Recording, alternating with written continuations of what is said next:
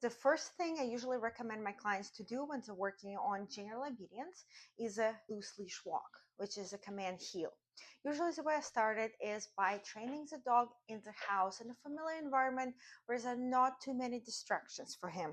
So what I do, I put treats in my hand. I take a handful, as much as I can fit in my hand, and then I close my hand and I put my hand where I want my dog's head to be, and that's called a lured heel. We put the hand in front of his nose and we start walking.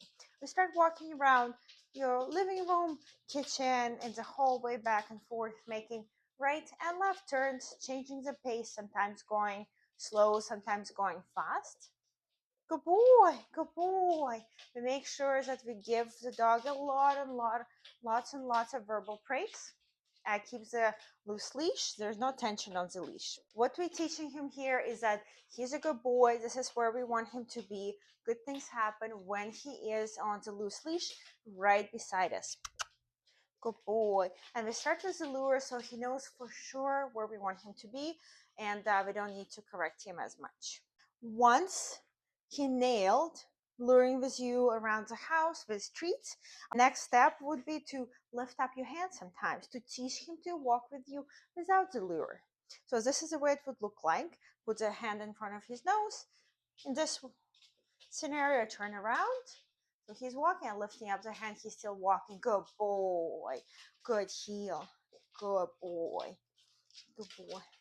So I'm walking, lifting up the hand. Good. If he's jumping up, that's fine, as long as you're giving him treats on his level.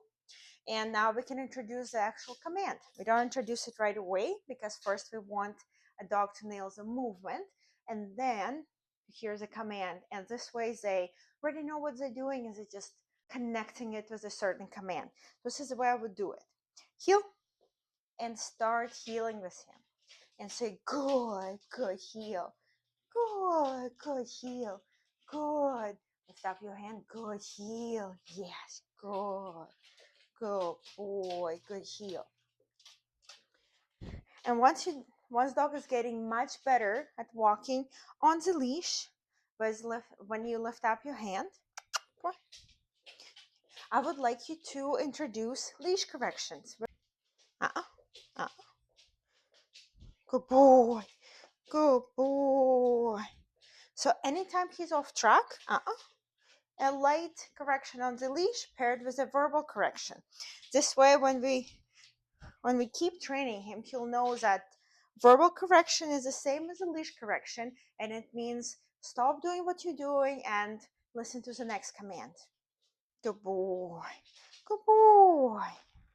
At the end of the session, I always want to give dogs a little jackpot, lots of treats. So they're excited for the next session. I want to keep sessions really short because their attention span is short, and make sure that every session is ending on a high note. So dogs are not tired, they're not distracted just yet. They're just right at the peak of their performance.